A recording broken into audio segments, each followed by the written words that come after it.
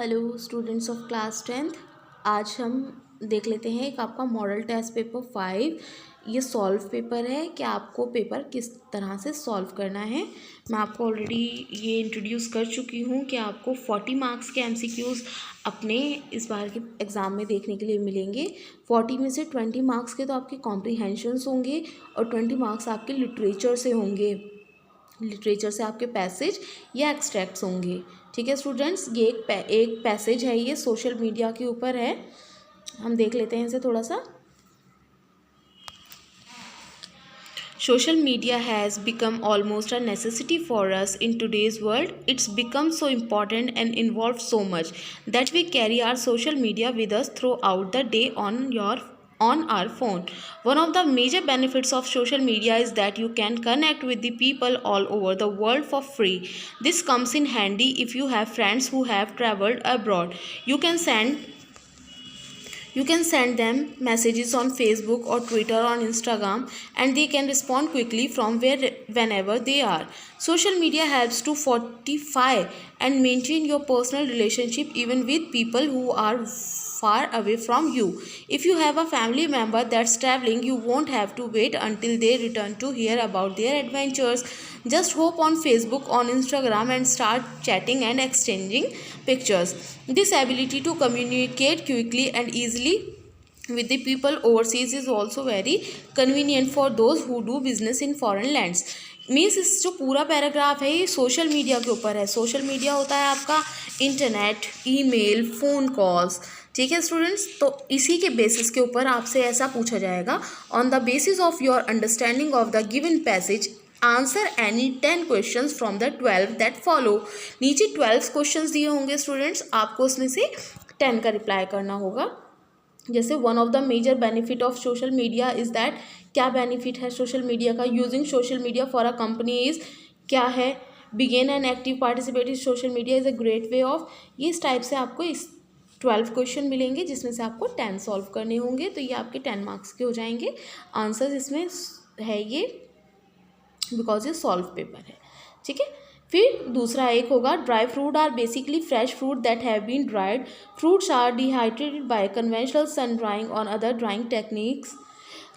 They shrivel up and the pulpy remains are the dry fruits that you enjoy at breakfast or during those meal breaks.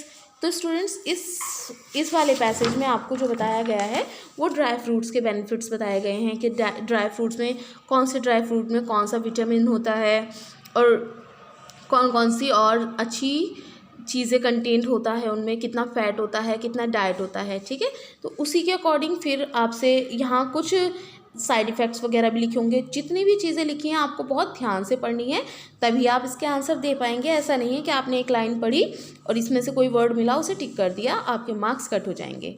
ठीक है, on the basis of your understanding of the given passage answer any 10 question from the 12। अब फिर से 10 के answers देने हैं आपको, इसी टाइप के 12 क्वेश्चन इसमें कंटेंट मिलेंगे। ठीक है, 1 नंबर का एक क्वेश्चन होगा। ठीक, these are the answers because ये सॉल्व पेपर है। इसके बाद यहाँ 20 मार्क्स हमारे कॉम्प्रीहेंशन के कंप्लीट हो गए हैं। अब आएंगे हमारे 20 मार्क्स लिटरेचर के। Students, read the extracts given below and attempt any one by answering the question that follow. आपको 2 एक्सट्रैक्ट दिए गए होंगे जिसमें से आपको एक करना होगा, 5 नंबर का है। ठीक है, Lancho showed not the slightest surprise on seeing the money, such was the confident, but he became angry when he counted the money. ये लैंचो वाले चैप्टर से है, जब लैंचो अपनी मनी को काउंट करता है और उसे पता चलता है कि उसको कम पैसे मिले हैं। ठीक है, इसमें से ये कुछ MCQs हैं, इनके आंसर्स आपको करने हैं। तो ये 5 मार्क्स का है। और में यानी कि चॉइस में आपको एक मिस्टर मैसन वाला चैप्टर है जो आपका उसमें से दिया गया है, मिस मैसन वाला। ठीक है, तो इसके भी आपके ऑप्शंस हैं इसी टाइप से, इसके ऑप्शंस में से भी आपको चूज़ करना है 1। ठीक है, 10 मार्क्स आपके यहाँ तक हो गए, यानी कि 30 मार्क्स। अब आते हैं आपके एक्सट्रैक्ट, नहीं 30 नहीं हुए हैं, 25 मार्क्स हुए हैं। Read the extract given below and attempt any one इसमें से भी अटैम्प्ट करने हैं। 2 एक्सट्रैक्ट होंगे पोएम में से, एक मस्टर्ड वाला है, यानी कि जो कस्टर्ड वाला चैप्टर है आपका, ड्रैगन द कस्टर्ड वाला, ये उसके हैं। ठीक है, दूसरा है आपकी अमांडा वाली पोएम से है, उसके आंसर्स हैं ये। मैं इसीलिए आपको बोलती हूँ कि आपको सारी की सारी पोएम्स बहुत अच्छे से लर्न करनी है। एटलीस्ट आपके 10-12 नंबर तो ऐसे हों स्टूडेंट्स जो फिक्स हो जाएं कि आप लोगों के कट ना हो, ठीक है। आफ्टर दैट आपका आता है ग्रामर पोर्शन जो 10 नंबर का होगा, ठीक है। वहाँ तक आपके 30 नंबर कंप्लीट हो चुके हैं। ये भी ऑप्शन वाले हैं।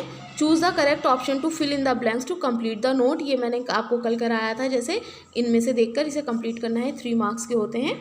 Choose the correct option to fill in the blanks to complete the narrations, या नरेशन कंप्लीट करनी है। ये टॉपिक मैं आपको समझा दूंगी कैसे करना है। मैं आपको कल के एग्ज़ाम के लिए भी तैयार कर रही हूँ कि कैसे आपको ये फिल करना है, ठीक है। यहाँ 2 लोगों का कॉन्वर्सेशन होगा, उसके अकॉर्डिंग आप ये देखेंगे कि कौन सा इसमें फिट बैठ रहा है, ठीक है। यहाँ आकर आपके 3 मार्क्स और कंप्लीट हो जाते हैं।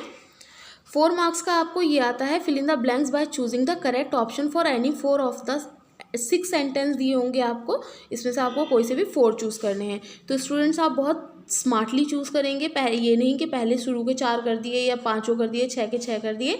आपको ठीक से ध्यान से रखें कि हमें जो 4 अच्छे से आते हैं हम उन्हें फिल करें। तो यहाँ आकर आपके 40 मार्क्स जो MCQ से के हैं वो फिनिश हो जाते हैं। अब आपका राइटिंग पोर्शन आता है।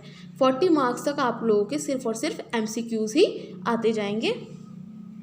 इसके बाद आता है आपका writing portion. Attempt any one of the following in 100 to 120 words. 5 number का है, 2 चीज़ें होंगी, दोनों में से एक अटैम्प्ट करनी है। पहला है आपका you are Samkit Samriddhi of Eureka Forbes Noida. You have received the reply to your inquiry letter from wood cutters dated 22nd May 2019. You feel positive about the company terms and conditions. Write a letter placing order for the furniture that you have mentioned in the previous communication. देखो मैं आपको already करा चुकी हूँ placing order का letter कैसे लिखते हैं। आप लोगों को वुड्स मंगानी है, लकड़ी के आइटम्स मंगाने हैं, ठीक है। तो सबसे पहले एड्रेस होता है, आप लोग ध्यान से देखिएगा, एड्रेस ऑफ सेंडर होता है, फिर डेट आती है, फिर एड्रेस ऑफ रिसीवर होता है, फिर सब्जेक्ट आता है, ठीक है। उसके बाद सैल्यूटेशन आता है और फिर आप लिखते हैं। ये टेबल में मैंने आपको बनाकर दिखाई थी कि कैसे लिखना होता है, और फिर सारी उनसे डीलिंग करने के बाद आप लेटर को क्लोज करते हैं। आप इसे पोस्ट करके देख सकते हैं अगर आपको कोई भी प्रॉब्लम लगती है तो, ठीक है। सेकंड है आपका wood cutter could not deliver the furniture to Eureka Fabrics in working condition. Write a letter of complaint. Complaint करनी है आपको, वो लोग आपके फर्नीचर जो है वो टाइम पर भेजने के लिए तैयार नहीं है। तो कंप्लेंट रिगार्डिंग फर्नीचर डिलीवरी आप कैसे करेंगे, मैंने बताया था। कैश मेमो का नाम लिखेंगे और आपने पेमेंट कब की थी, और बताएंगे कि क्यों डिलीवरी नहीं हो रही है या चीज़ें टूटी हुई हैं। जैसे लिखा सोफ़ा इज़ डीपली टॉर्न, यानी कि सोफ़ा फटा हुआ है, 3 फीट हैं उसके, रिपेयरेबल है, ठीक है, शेकी है। तो ये है कंप्लेंट लेटर। दोनों में से आपको कोई एक करना है। इसीलिए मैंने आपको चारों लेटर बहुत अच्छे से समझाए हैं कि कोई सा भी आ जाए तो आप उसे कंप्लीट कर दें, ठीक है। आफ्टर दैट आता है आपका 100 से 120 वर्ड्स में फिर से लिखना है, और ये है the following data shows the global plastic waste generation by the industrial sector in the year 2015। Write an analytical paragraph describing a given data. ये मैंने आपको समझाया था कि इसके लिए आपको एक पैराग्राफ, एक टेबल, चार्ट या पाई चार्ट कुछ ना कुछ ज़रूर शो होगा, ठीक है। ये ग्लोबल प्लास्टिक वेस्ट जनरेशन है कि कौन से ईयर में या कौन सी टेक्सटाइल जो है या कौन सी इंडस्ट्री जो है कितना मिलियन प्लास्टिक जो है वो जनरेट करती है, बनाती है, ठीक है।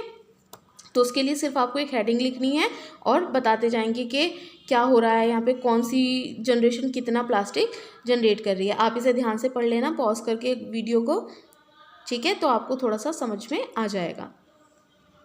दूसरा है इसी के और में the following data shows global literacy rate by age group and sex in the year 2016। Right an analytical paragraph describing and analyse the given data. इसमें ग्लोबल लिटरेसी रेट्स यानी कि लोग कितने पढ़े लिखे हैं कितने नहीं हैं, ठीक है। बोथ यानी कि मैन एंड वुमेन कौन सी एज से कितने पढ़े हुए हैं कितने नहीं, मैन कितने हैं वुमेन कितने हैं। तो 2016 का हमें बताना है एनालिसिस करके कि कितने लोग पढ़े हुए हैं। यही जो इस डेटा में लिखा होता है, इससे जो आपको समझ में आता है वही आपको यहाँ लिखना होता है, ठीक है। यहाँ आपका राइटिंग पोर्शन खत्म होता है। अब आते हैं आपके लिटरेचर के 30 मार्क्स। यहाँ पर आपको 2 क्वेश्चंस करने होते हैं एनी 3 में से, तो आप वो 2 क्वेश्चन करेंगे।